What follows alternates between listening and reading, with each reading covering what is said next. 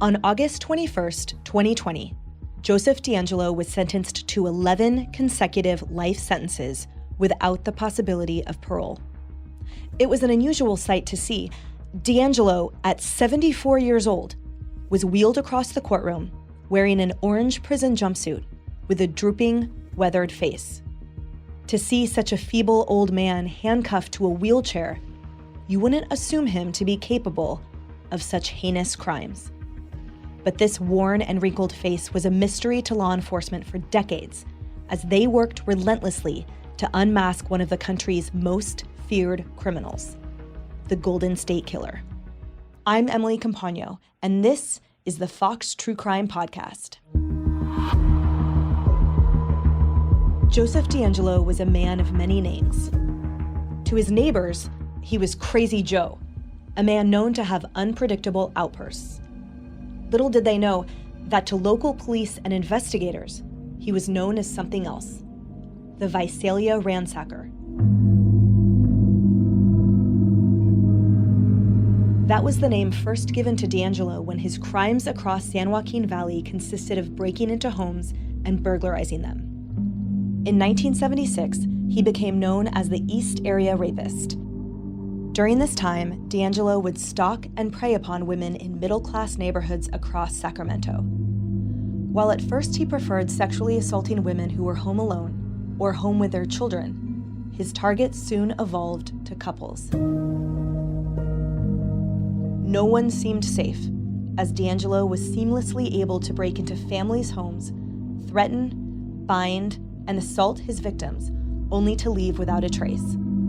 By 1979, he once again grew more violent and was dubbed the original Night Stalker. Reports of murders would plague Southern California for years, as couples and lone women were either shot or bludgeoned to death. DeAngelo was ultimately responsible for over 100 burglaries, over 50 rapes, and at least 13 homicides. For decades, law enforcement agents worked tirelessly to uncover the identity of this monster whose face was always hidden behind a mask. It wasn't until 2018 that DeAngelo was finally arrested in connection for his crimes as the Golden State Killer. Joining me today is Julia Cowley, a woman who can speak to the tremendous effort and work that was put into this case. A retired FBI agent and profiler, Julia spent 22 years investigating various violent crimes.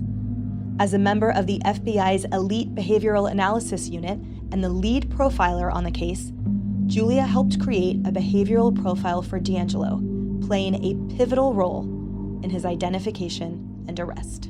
Julia, welcome. I'm so grateful to have you here today. Thank you for inviting me today. So walk us through the beginning, and how about bringing us back to your story, how you got into behavioral analysis at that elite unit of the FBI? Sure. So I'll just start when I was a young child from the very beginning. I was a true crime fan, and I borrowed my mom's book she was reading. It was Helter Skelter.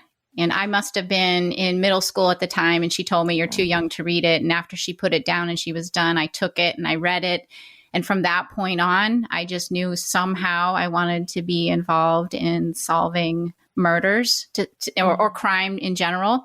And then another book that influenced me quite a bit was The Blooding by Joseph Wamba. And that followed the case of a serial murder in the UK and the first time that DNA was used to identify an offender. And then another book that influenced me, of course, was Mindhunter by the legendary John Douglas. And I think at that point I knew if somehow I could get into the FBI, I would love to be in the behavioral analysis unit. So that's what kind of led to my discovery that that's what I wanted to do. And I started out at the local level. I was a forensic scientist with the Tennessee Bureau of Investigation. So I have a scientific background. Chemistry was my major. And then I had a colleague who joined the FBI, and we kept in touch, and he would tell me how great it is, the cases he was working on. And then a couple years after him, I decided I would join the FBI as well. And I was originally assigned to a white collar squad, bank fraud to be exact. And I thought, oh, I know nothing about bank fraud, but it was really the best thing that happened to me because it taught me how to conduct a very detailed investigation. And then from there, I went to public corruption and civil rights, and I worked that for 8 years. And again, that was the kind of work that taught me to be very detailed. It taught me to be a really good FBI agent. In the meantime, I kept up my skills in forensics. I was part of the evidence response team in my division, which was the Boston division. And I became a team leader on the evidence response team. And I also became what's known as an NCAVC coordinator, and that was for our division. And that's the person who is the liaison between state and local law enforcement within the FBI division that you're in and the behavioral analysis unit. So that got me exposure to the BAU and sort of got my foot into the door. And then there was an opening in the crimes against adults unit, which I applied for. And somehow I was selected. So, and within that unit that I was in, there were 8 profilers. And of those 8 profilers, what was the geographic realm that you covered? How much of the country does 8 BAU profilers cover? We covered the world for crimes against adults. It really, a lot of international law enforcement agencies have their own behavioral analysis units now, but a lot of times, and I never got to travel internationally in terms of doing a case, but a lot of my colleagues would travel internationally to help other law enforcement agencies, either with training them or helping them on a case that they had never seen before. So we covered the entire world. And back in the I don't want to say olden days, but when I was wanting to become an FBI agent and then a young agent, the BAUs, they were broken up geographically, and certain, the unit you were in covered a certain part of the country.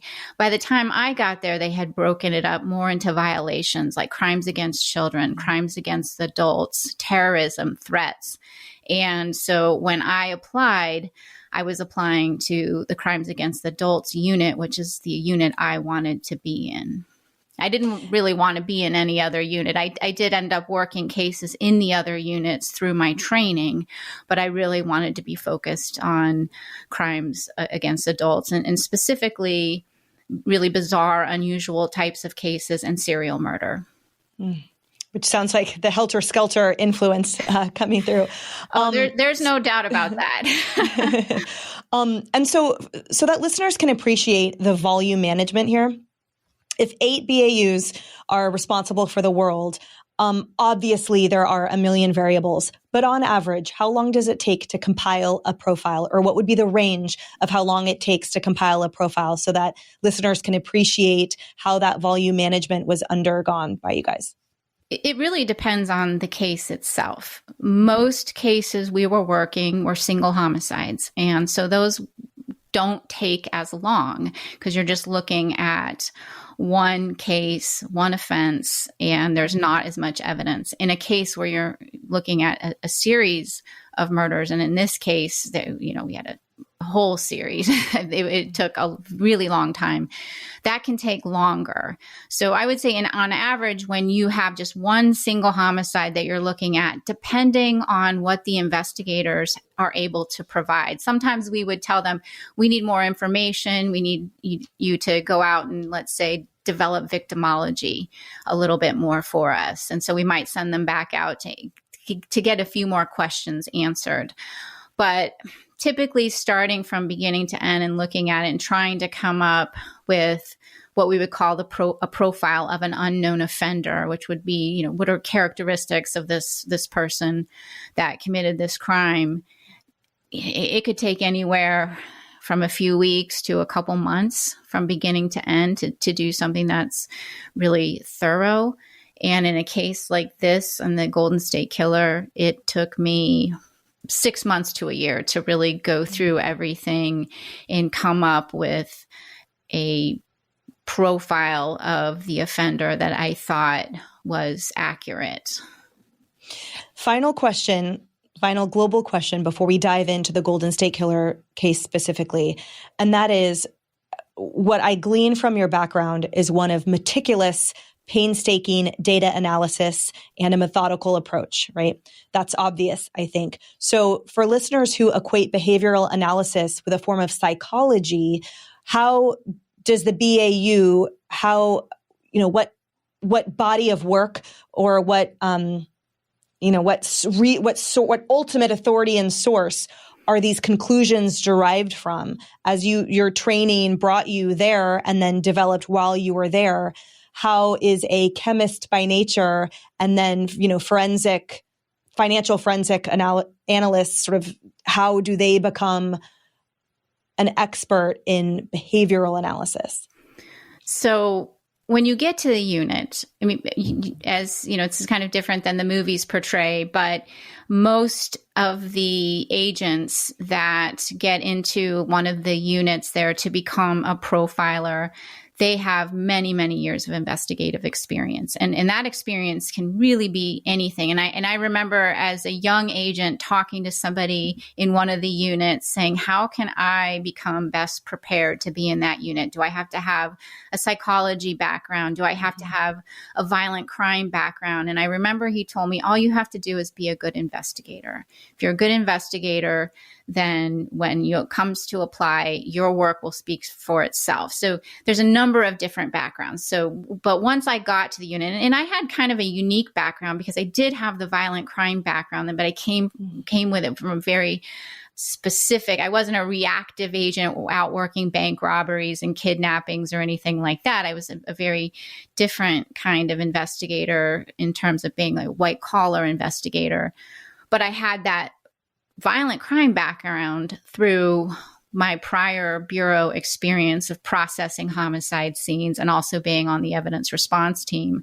So I came, in with a really solid investigative background and knowledge of how to conduct a very thorough and detailed investigation. And I also had that violent crime background. And I think my strength was my ability to recreate what happened at the scene and understand the crime scene dynamics, just based on my background of having processed so many homicide scenes in my past life and in my life in the Boston division as a member of ERT.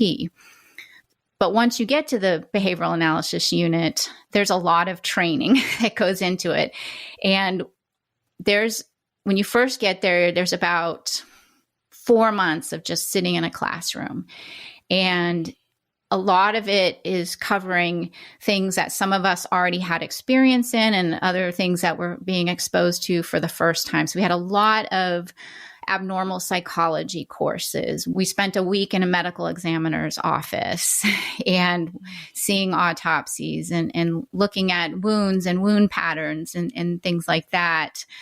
We had case presentations, and it was really interesting to hear the cases that were successful and the cases that weren't as successful and why they weren't successful. So that's about 4 months of classroom. And there's a lot more to it. I just can't remember. We had one really interesting class on biology of the brain and somebody who had studied the brains of people who had been determined through testing to be psychopaths or high on the psychopathy checklist. So I thought that was really interesting. So there's a lot of that. And then after you finish your classroom, there is a time where you are working in each of the different units. And at the time I was there, we had to work 2 cases, meaning we had to do a profile, so to speak, of cases within each unit, working alongside experienced and certified profilers.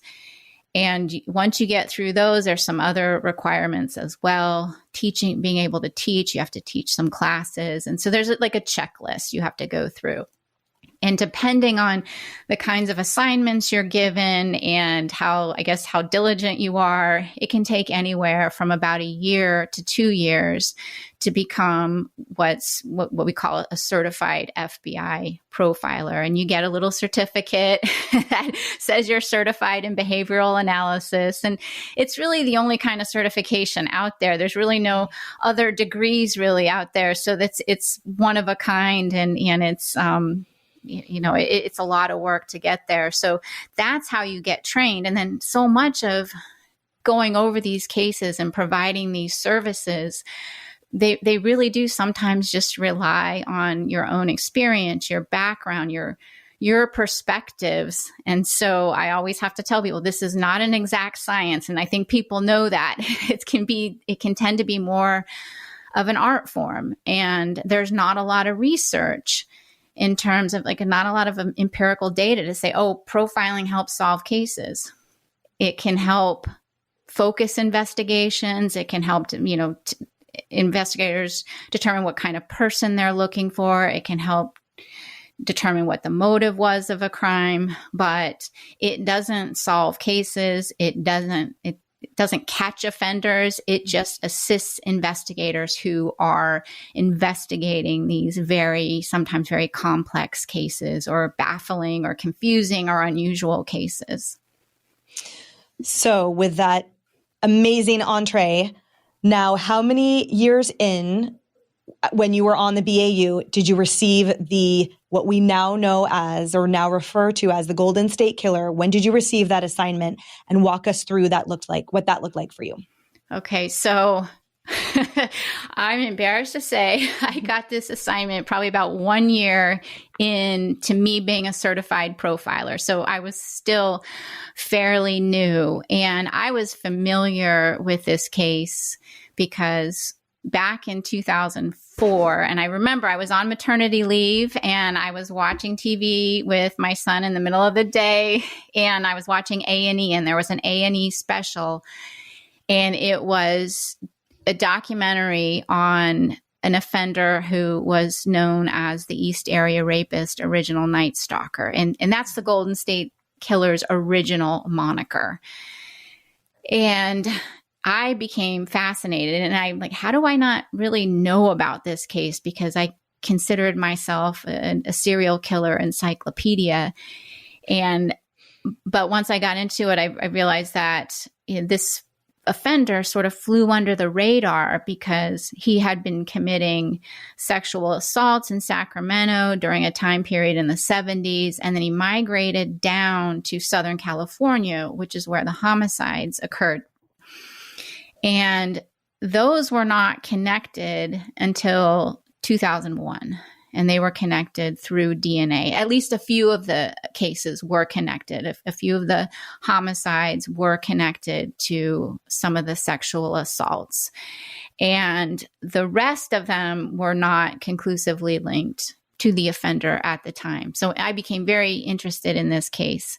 And I followed it. I followed whatever media was out there, and the different shows that told the story of this case. And then one day my boss called me into his office, and he had what looked like a communication in front of him. And he said, "Have you ever heard of the East Area?" And I said, "East Area Rapist?" And he said, "Yes." And I said, "I have heard of it. I'll take it. I know what that case is. I'll take the case." And he said, "Well, I know you've really wanted to work a serial murder." And I had worked some other serial murder cases with other people in my unit. I had assisted, but I was not the lead. And so this was a really big opportunity. And I appreciated that he trusted me with such a big case. Although looking back, it was 30 years old. So, earlier you had mentioned the DC sniper case. And this was very different. I wasn't under pressure in the way that people at that time, because they were trying to develop a profile of somebody as the case is moving along. And I did not have that. I had the benefit of, this crime, there had been, as far as we knew, nothing connected to this offender since 1986. So this was very old. Nobody's lives were in danger when I was working on it. So it was just a great opportunity for me to sit down and really get involved in the case. And so that's how I got involved in it. And I think, like I said, I'd been certified as a profiler for probably about a year. And, none of these cases we work alone. Nobody works all by themselves. It's not safe. You need to have someone there to bounce ideas off of, to make sure you don't get tunnel vision. And so I did work with a couple of other people in my unit. One was a crime analyst, and the other was another profiler who was senior to me. And they really helped me quite a bit, putting together timelines and going over the profile. And then ultimately, most of my unit, I think there were 6 of us, took a couple days to go over everything together as a unit and discuss what our thoughts were on the offender. And again, to make sure that I wasn't missing anything, that I wasn't getting tunnel vision. And it was a really good meeting to sit down with everybody and go through it all. So that was the beginning of it. So that's the beginning. Now let's dive into the actual profile and the actual journey over those 6 months to 1 year that you spent immersed in the original Night Stalker, the Golden State Killer's profile. What did you learn? What did you create? So first, I just want to kind of describe what profiling is, because I think some people just sort of think about what we see on TV. And, as we've already talked about or touched upon, it's really not that exciting. The work to me is exciting, but, it's really just, sitting at a desk and reviewing everything. And what it is, what profiling is, it's so much more than creating just a profile of an unknown offender. And you're reviewing everything, and you're looking at it through a behavioral perspective, and you're reviewing crime scene photos and autopsy results, and you're looking at the area. What was the crime problem back then? Victimology, trying to develop as much information about these victims and what put them at risk and what made them the selection for this particular offender. And so that's typically what we call criminal investigative analysis, because it really is so much more than just creating this unknown offender profile.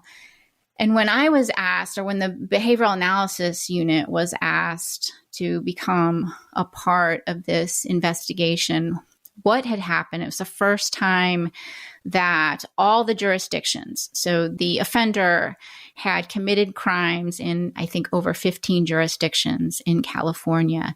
And there hadn't always been a lot of communication. And each jurisdiction didn't have the opportunity to review the case files in other people's jurisdiction. And so what was part of our work was to create, and I did not do this. There was a crime analyst that did do this, who created a database where everyone could submit their files and every other jurisdiction could read it. And that's, that's pretty great. It's really great that they decided this is what needed to be done.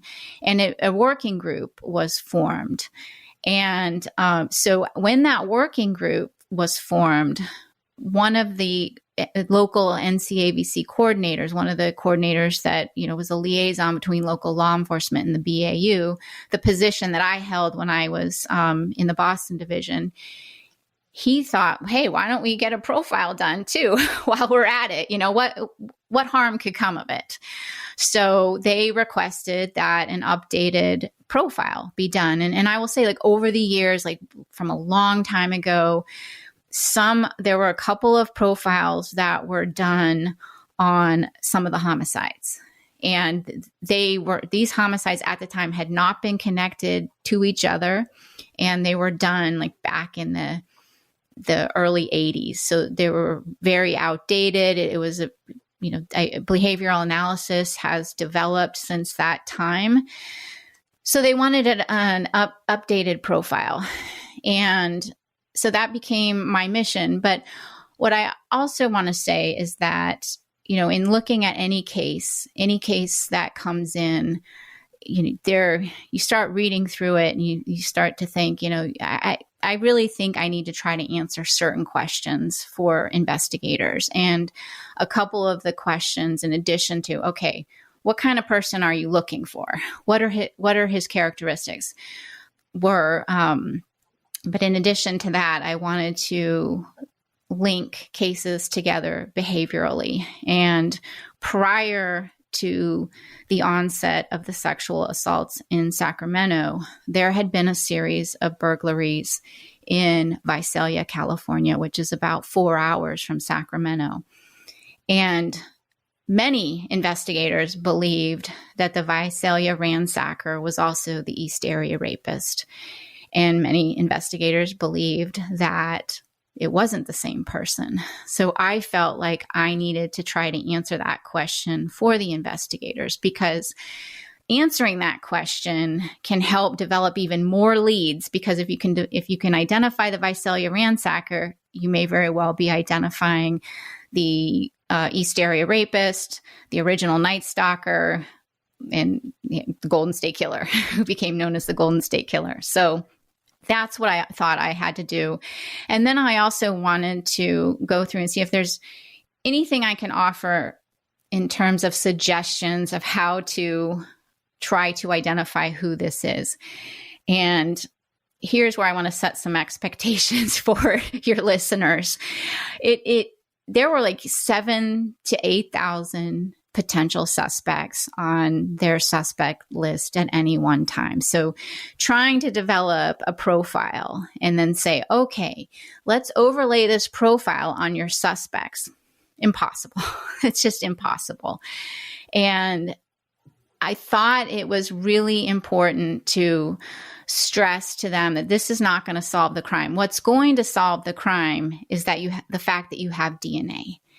But can this profile somehow lead to the identification of additional suspects or certain suspects that may have stood out over the years to investigators that they never quite forgot about or never felt like they could rule out? So I thought, maybe that could help make somebody on the list stand out or develop other lists. Or develop more people for the list. And that's why I wanted to see is there anything that we can offer in terms of investigative suggestions. And so that was sort of my goal when I set out to assist. And I'd like to also say that we don't get involved in these cases unless the state or local authorities invite us and request our assistance. And that's all we are. We are just providing assistance. We don't take over the case. The case remains their investigation. And anything that we provide, they can take it or leave it.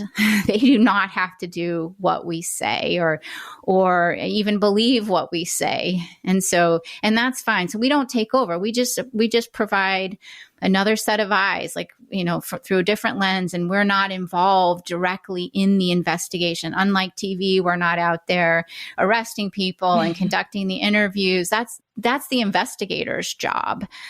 So that's what I always kind of felt like, and especially as a forensic scientist, is that, I'd like to be helpful. I'd like to provide a better understanding of the offense, including motivations and the victim selection process, the crime scene dynamics.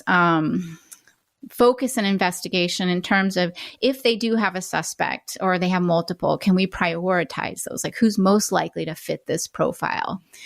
And so that was kind of what I set out to do. And so my expectations were I am not going to be identifying this individual specifically, but hopefully someday when they do, maybe this will help people understand him better. To me, what I'm hearing, you're sort of the informational equivalent, not of a sniper, but of a smoke bomb, where you are fleshing out and flushing out sort of anyone that might be caught up in this very cerebral trap and net that has identified through painstaking data analysis who would be likely here. You're not coming out with the kill shot of, it's this name. You are saying here, based on all of this collection and filtering, you're the ultimate Bayesian system. So let's start there then with the Visalia ransacker and what you discovered, because I was so intrigued and fascinated, frankly, by what happened with that and what led to your conclusion.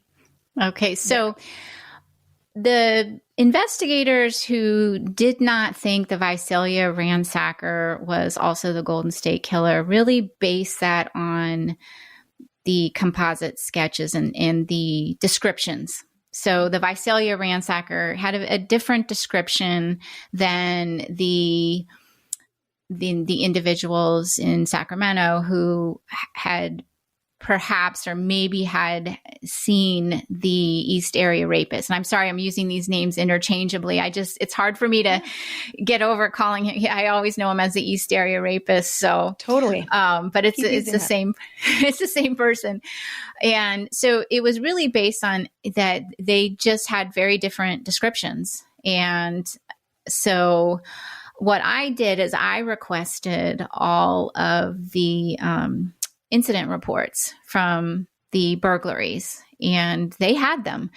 And there were over, I can't remember, it's over 100 incident reports. And they were very short because, especially at the beginning of the series, which, and I should say the Visalia ransackings began in about April of 1974.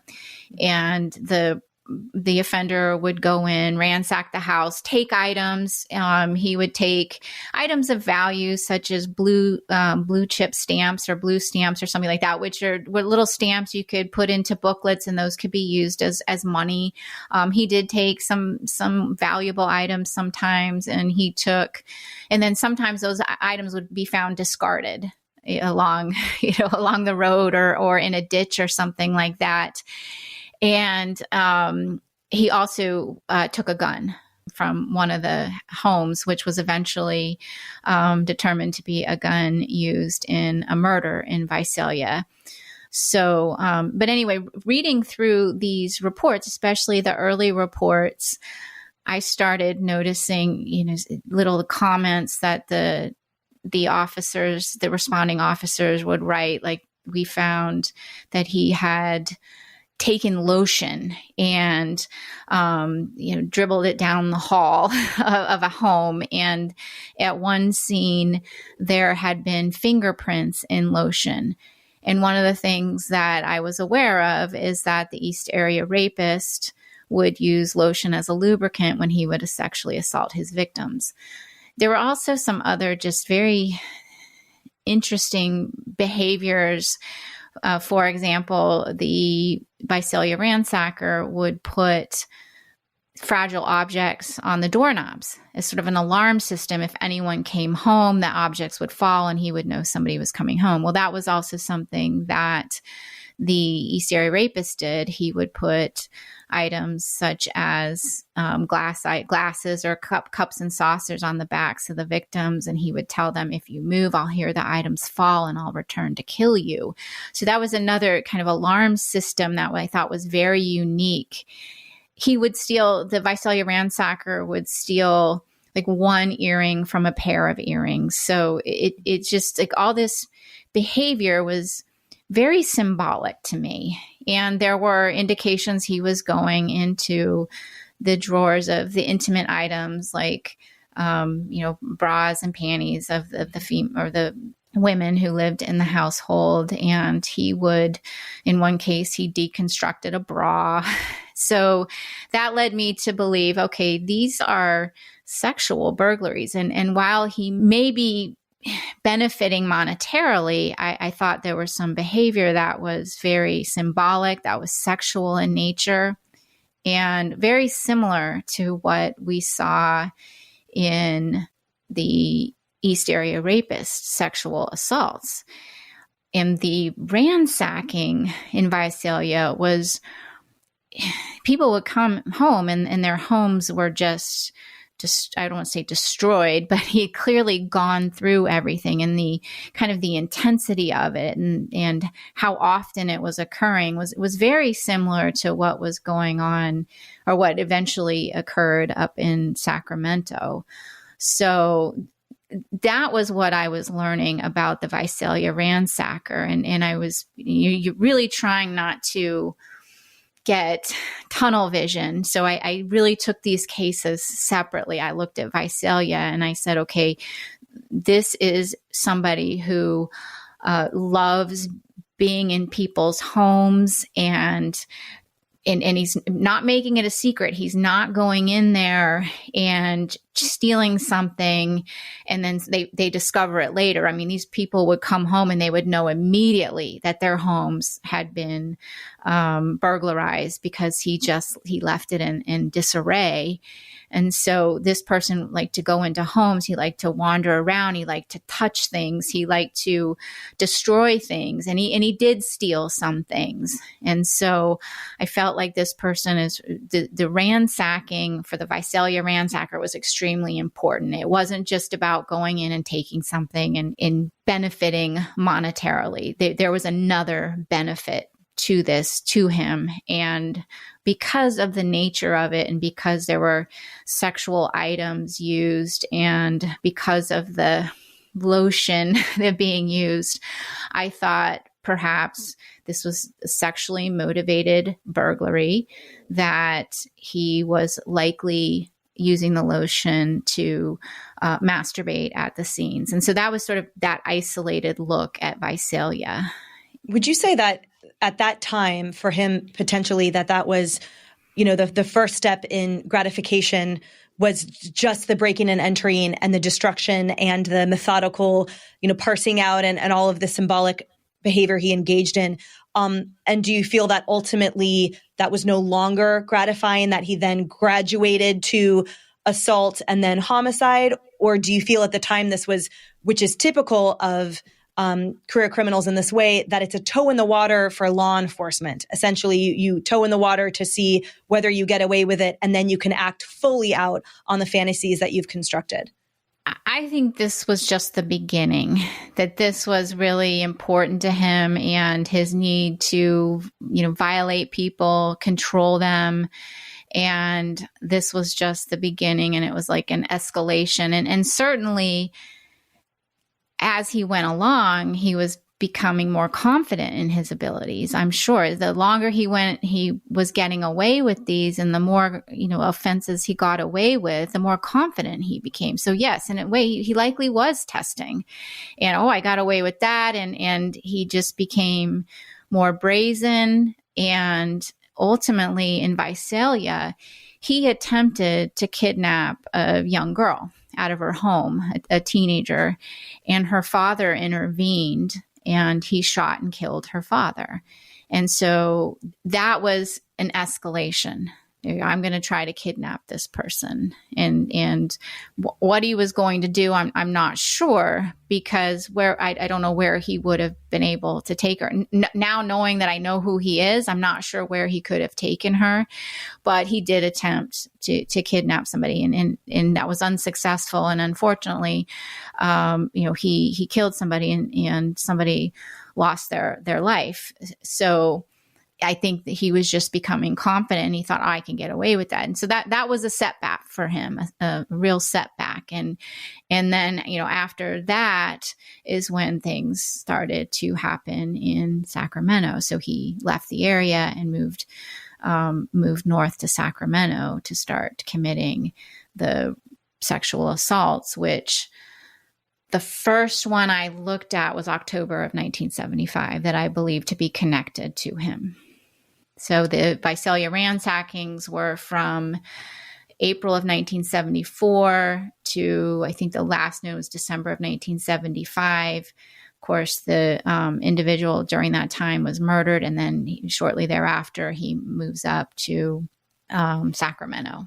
And there was a little bit of overlap with the cases. Like, for example, he was still offending in Visalia when the series began, in Sacramento, and there was ever so slight overlap. So it wasn't a clean break from Visalia. So I think too that those people that did not believe that they were one and the same thought, no, there's it's not a clean break. There's some overlap, but the crimes didn't happen on the same day. So it was perfectly possible that it could be the same offender. So then what happened? What was the next step in your profile creation? So the next step was reviewing all of the sexual assaults. And there were, I believe I looked at about 45 sexual assaults that I believe to be the same offender. There were a couple of cases that I looked at that I did not think were linked to him. And there were reasons for that, and I can discuss that. So I started looking through, and what I noticed, and it took me a while. I would say it took me a while, but what he would do is he would go in to these homes, and it was usually late at night, early morning. He would enter either through unlocked doors or windows, or he would break a window, reach in, unlock the door, and go in. Or sometimes, in some of the cases, the investigators did believe that he had entered the home prior, unlocked a door or window in order to enter later. I never confirmed that, but I'm not going to dispute that. That's very possible. So he would go in and he would wake the victims most of the time while they were asleep, and he would shine a flashlight in their eyes. He would bind them, and then he would ransack their homes, and he'd go through, and he was very loud when he did it. And he would open open cabinets, slam them shut. He would be talking to himself, mumbling. He would pretend, or maybe not pretend, but he would guzzle food and gulp food and be very loud, making these like animalistic sounds. And then he'd return and he'd threaten the victims. He'd always tell the victims that he was just there to rob them. I think that was a way to kind of mitigate the necessity that they would try to intervene or stop him, thinking, okay, we'll just let him take what he wants and he'll leave. And so, as I'm going through these cases, and I think I got through maybe the first 10, and I'm like, he never sexually assaults a victim prior to ransacking the house. And I thought that was key. Like, I just thought that's really huge. So I went back to confirm, okay, from now on, when I start reading these cases, I need to make sure that I am noting whether or not a sexual assault occurs prior to the ransacking. So I started over, and I'm like, okay, I got that right. And so there was not one case where he sexually assaulted a victim in which he did not ransack their home first. And if he sexually assaulted a victim multiple times, he would ransack the homes in between each sexual assault. And I thought this was really important. And it kind of made me think, okay, this could very well be linked to the Visalia ransacker. There's just the ransacking is so important to him. And there was a case in Sacramento, or in the Sacramento area, where he took one of the victims out of the home, and he took her, out, in I don't know, into the woods. And I think he tied her up or something. And he did not sexually assault her. And at some point he says, this isn't working. And he kicks her, and then he runs off. And that victim was not sexually assaulted. And so I thought that was another really important thing, that he really derives a lot of sexual gratification from the ransacking itself.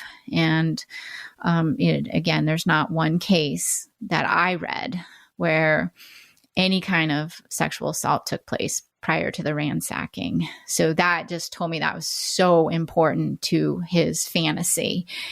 And it really started to make me think that these cases, the Visalia cases and the Sacramento cases, were linked.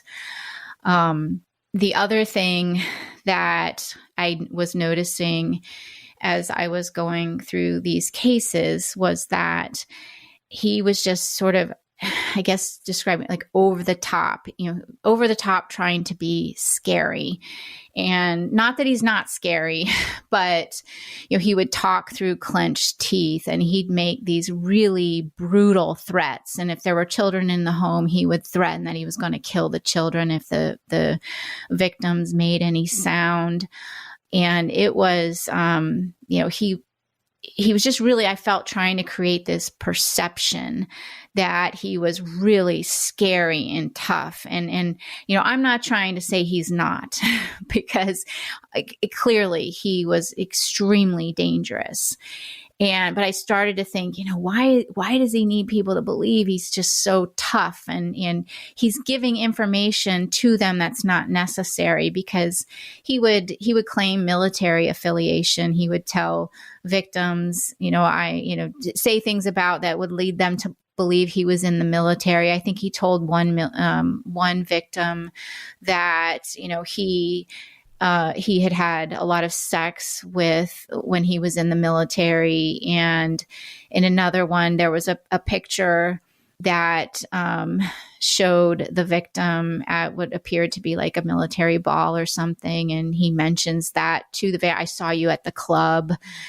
And so, and he, what the victims could see, most of the time they were blindfolded. After blinding them, he would, blindfold them as well. So he's really trying hard to disguise himself. He wore a mask, but sometimes they would be able to see a little bit out of their blindfold. And it appeared he was wearing, in some cases, military style boots. And there were other shoes too that were, shoe tracks found outside the house that were like tennis shoes. But some victims did report military style boots that they saw. So, I just started to think, why is he doing this? Is all so unnecessary. And he's trying to create this perception of being, very tough and scary and trying to align himself with being in the military. And obviously we think of people in the military as being strong and brave and courageous and all of those qualities that we associate with the military. And he wants to align himself, but he's also giving out information that could potentially lead to his identity, which didn't really make sense to me, because he was trying so hard to hide his identity with the blinding and the blindfolds and wearing a ski mask himself and disguising his voice. So why is he putting out that information? So I really thought that it was just a need of his to show like how tough he was and how strong he was. And I started to think that perhaps that's not how he truly feels, and that this is probably the ultimate overcompensation for his inadequacy and his feelings of being ineffective. And so that's how I started to view him. And during this series, when he initially started in Sacramento, he was breaking into homes, and he was only when there were only female victims in the home, or their children were there as well. And during this series, he started to break into homes where there was a male and female couple in the homes, which some people might think, oh, well, he's super brave if he's going to break into a home where the female victim has a male companion.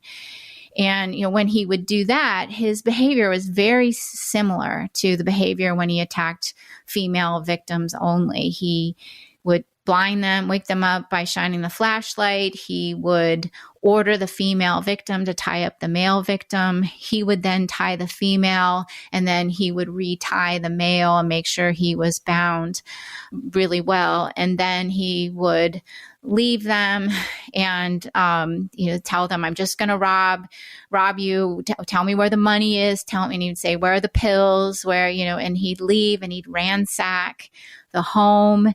And then eventually he would come back and he'd visit them like in between, like, and threaten them. And he always had a weapon, a gun and or a knife, and likely both when he was committing these crimes, and he'd threaten them to kill them if they moved or made a sound.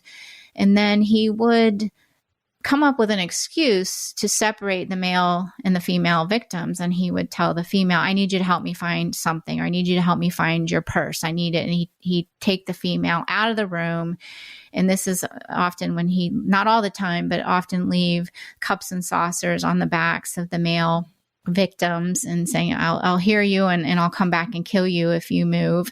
So he'd separate them and he would sexually assault the female victim in another room. And again, separating them because, again, mitigating the risk. If the male victim isn't right there, then perhaps he doesn't feel like he needs to act out. And of course, if he's telling the female victim, I only need you to help me find your purse, again, the male victim is thinking, okay, we just need to, all he's doing is taking, her so that she can help him find money, and then he's going to leave. So this was all ways that he was mitigating his risk.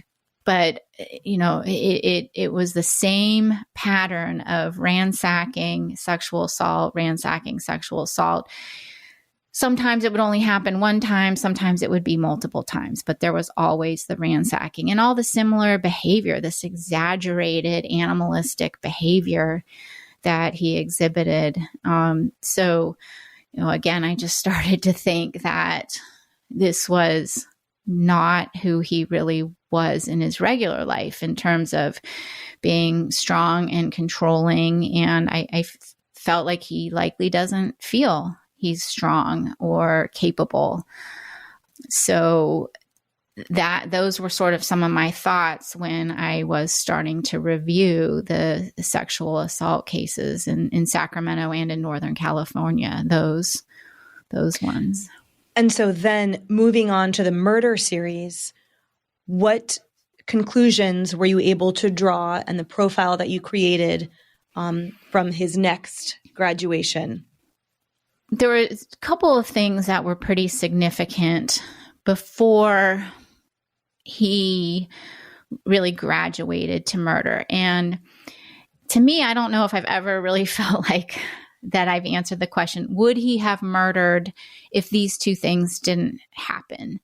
And I've sort of decided, I've come to the conclusion, likely yes. So in Southern California in October of 1979, there was an attempted murder. And I say attempted murder because it was a male-female victim. Everything was similar. He broke in, but it went really wrong.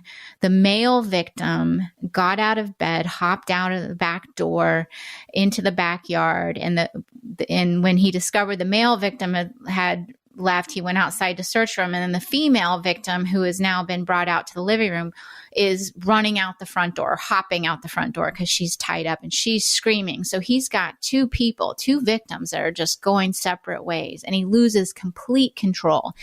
And in that case, those victims live next door to an FBI agent who heard the screaming. So he places a call to the sheriff's department, and then he jumps in his car and attempts to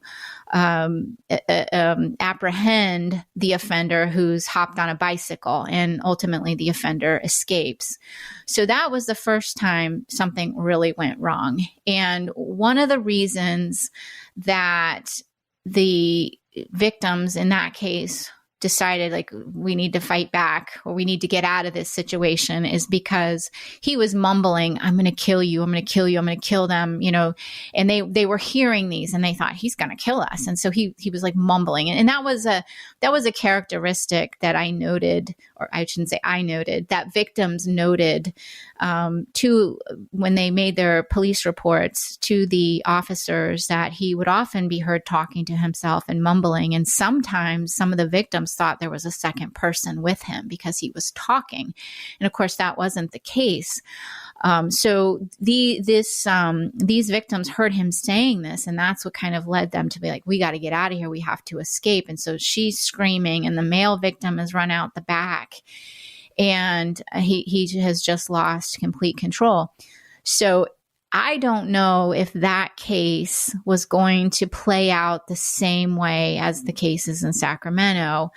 I just called it, as the investigators did, an attempted murder because he could be heard making those threats. But I don't know if it was going to play out the same way.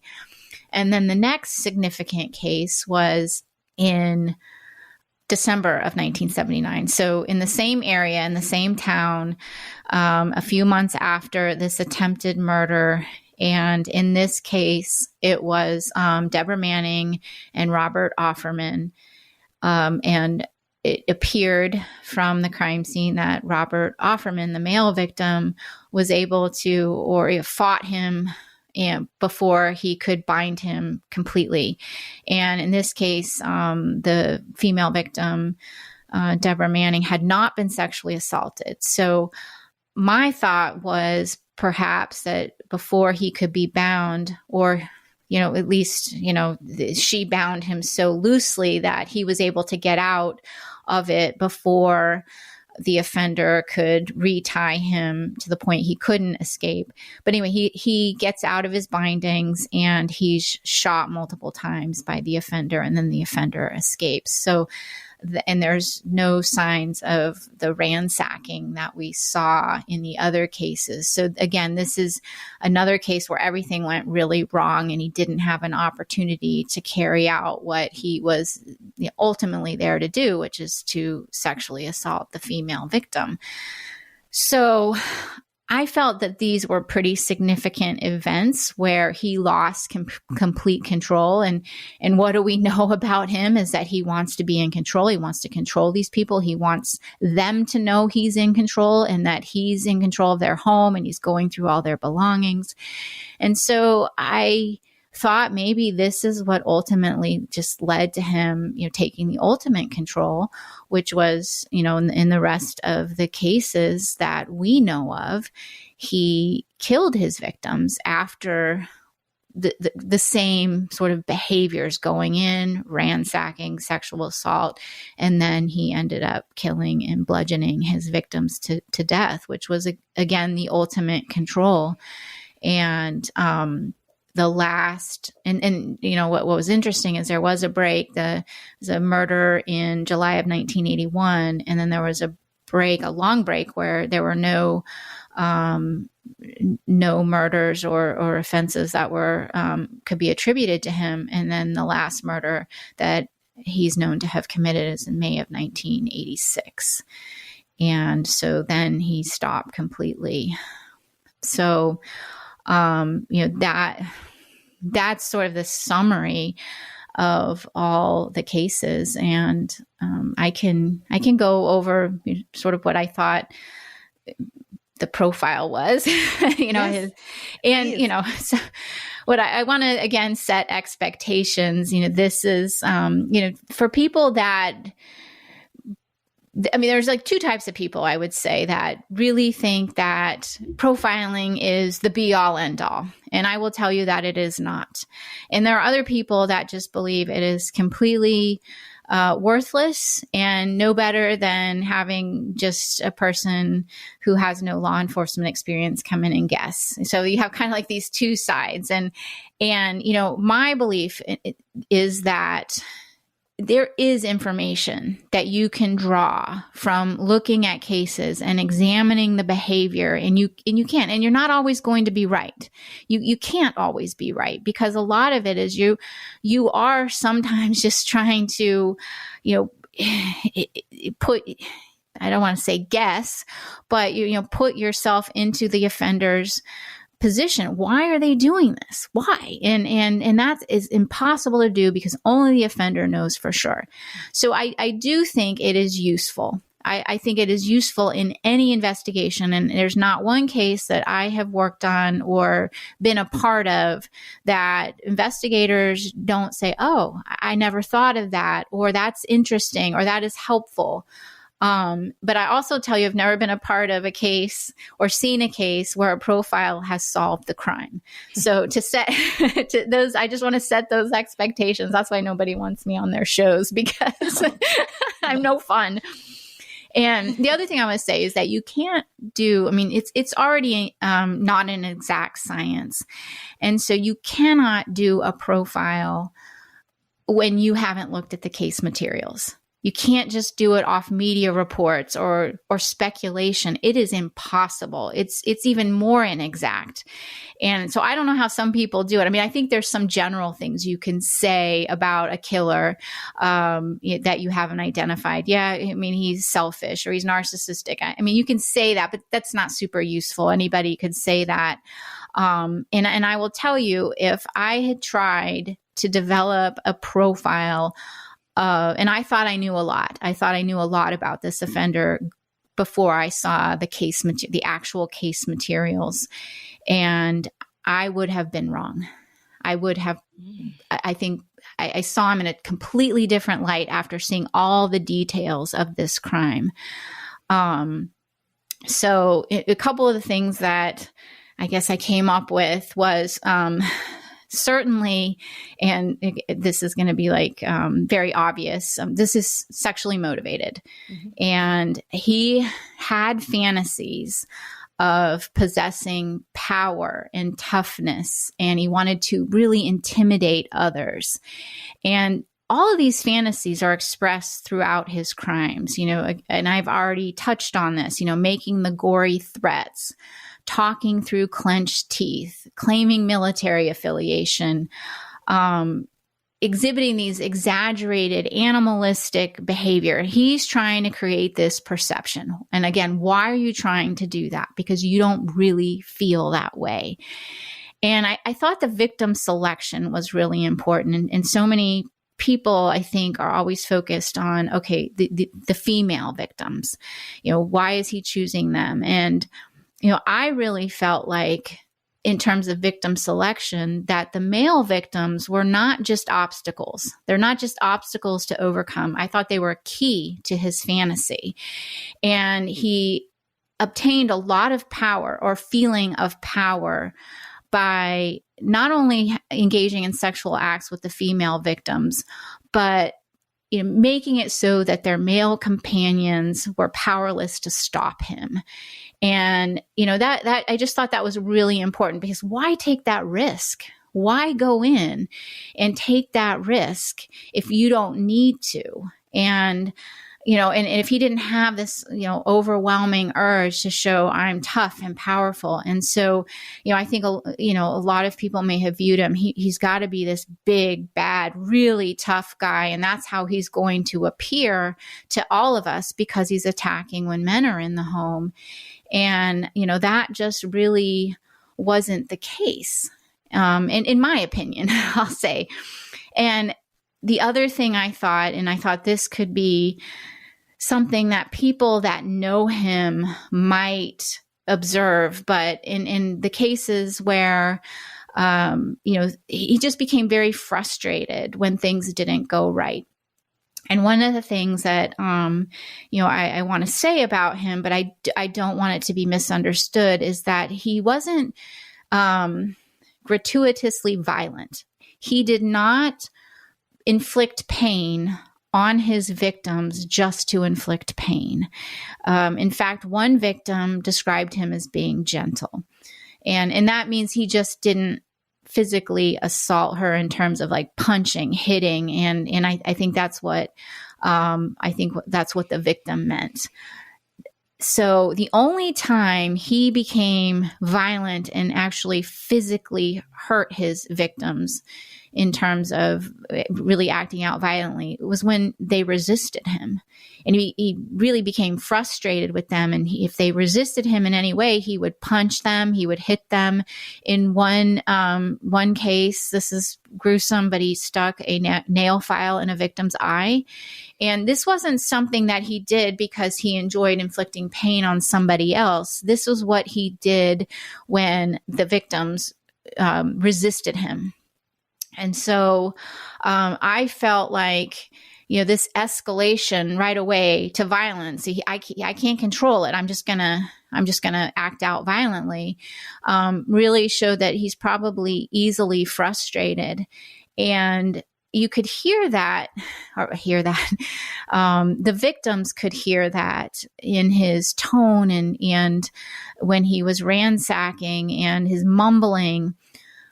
There was something interesting that happened in Visalia, and he was followed by a couple who saw him peeping and looking in windows, and was confronted by this couple. And they followed him. And while they were following him, he was just mumbling to himself. And I believe that to be like probably a real characteristic, that when he's frustrated, he talks to himself, he gets, he mumbles. And that couple in Visalia was very lucky, because there was a couple in the Sacramento area who I believe did confront him or say something to him, and he shot and killed them right outside in somebody's yard. So that couple was very lucky, but that just shows, like, when he realizes he can't control something, he's going to escalate immediately. And most of us are not like that. We're like, okay, let's try this, or let's try this. Not this offender. How did you conclude he had a law enforcement background? So the other thing I thought, which kind of goes back to his frustration and not being able to control things, is that I felt he was intimidated by other men, and particularly intimidated and didn't want to get into any kind of physical fight with them, because anytime he lost control, he immediately resulted to deadly force by use of a firearm.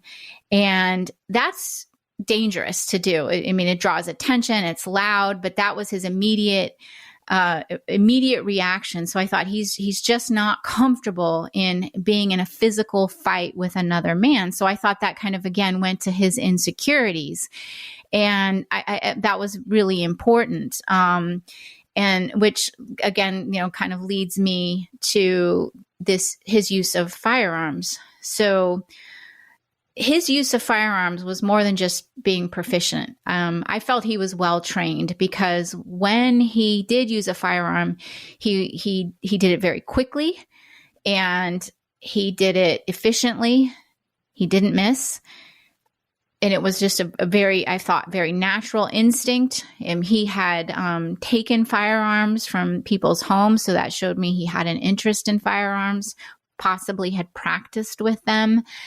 And there were some other things involving, the use of the flashlight and sort of tactically being able to evade the police for so many years. And physically, he was physically strong. I mean, he could outrun FBI agents in their car, and he did get away. He'd been chased a few times, and I really felt that potentially he might have a law enforcement background and could have been a police officer, at least at some point in time. I didn't know, like, in that time frame.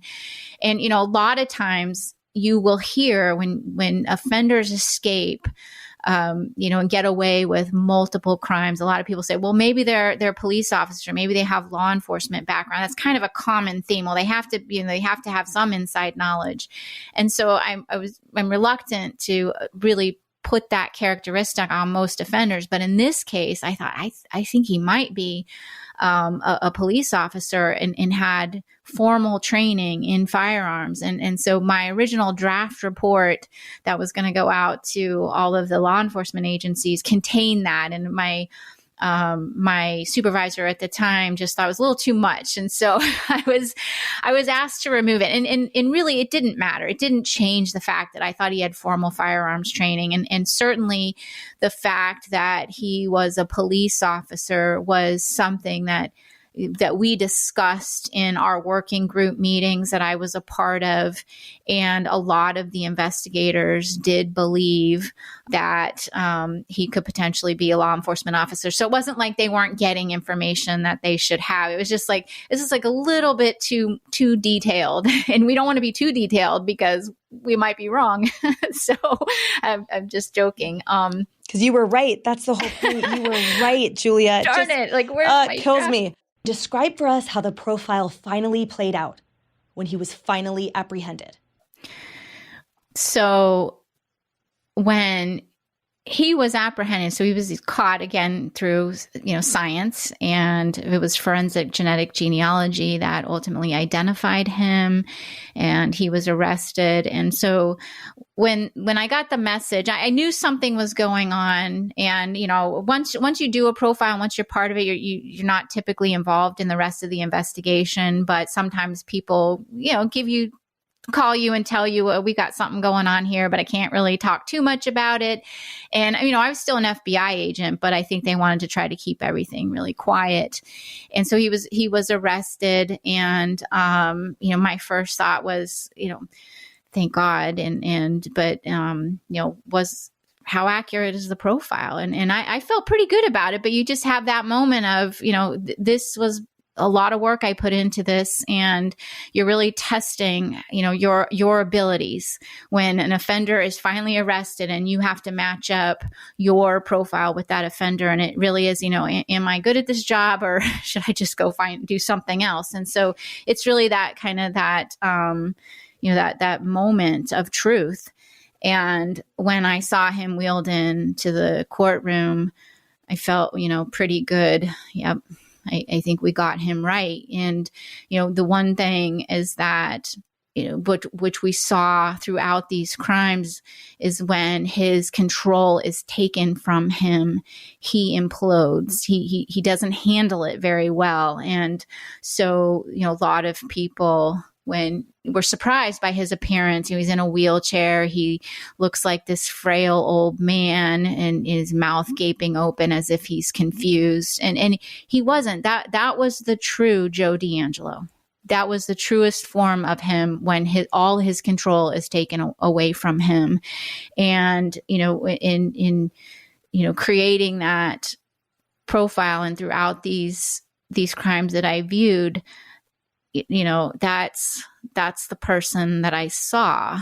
And I think,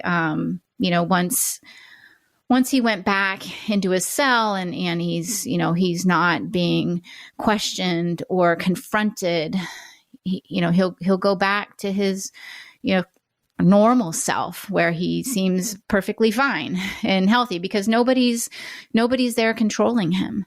But when he's being forced to comply and be in control and be questioned, he's going to completely withdraw and implode and mumble and all of that. And all that was witnessed by detectives when they attempted to interview him. He didn't handle it well.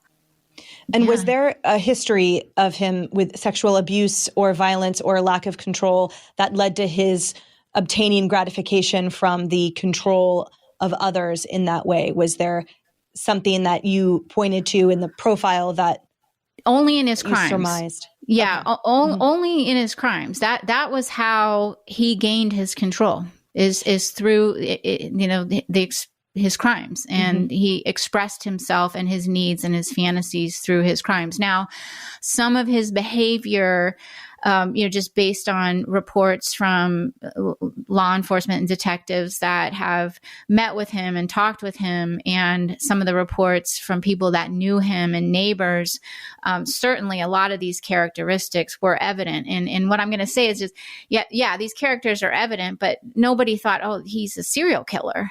But when, he did some very strange things, and, when he, neighbors would describe him talking to himself in his backyard and pacing. And, at one point he called someone and threatened to kill their dog when he had a neighbor dispute.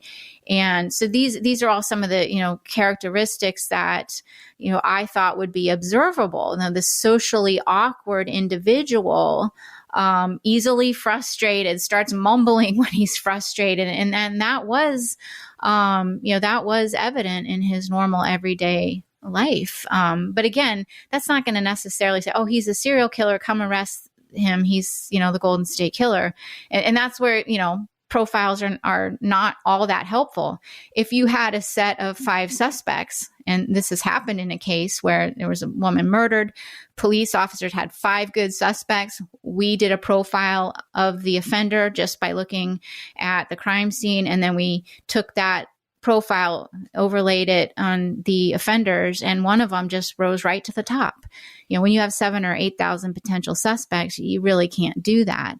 But moving forward, I think everyone had a really good understanding of who this offender was. And I think that moving forward, the working group, except for maybe a few holdouts, were able to finally say, okay, he is the Visalia ransacker. And then, kind of leave you with this. There's still a lot of people that think there could potentially be other crimes out there that that he's involved in that have just never been solved. Is he responsible? One thing I will say, and, I'm not going to say this with 100% certainty, but 99% certainty, if you have a case out there where there is a lot of ransacking, or a victim says, well, he ransacked my home, that is likely him. If there's not ransacking involved, I would not prioritize him as a number one suspect, just because that was so key throughout every crime that I know that he's ever committed. And there's another series of burglaries that I've never actually looked at the cases, but from what the detectives tell me, it's very similar. This series happened before Visalia.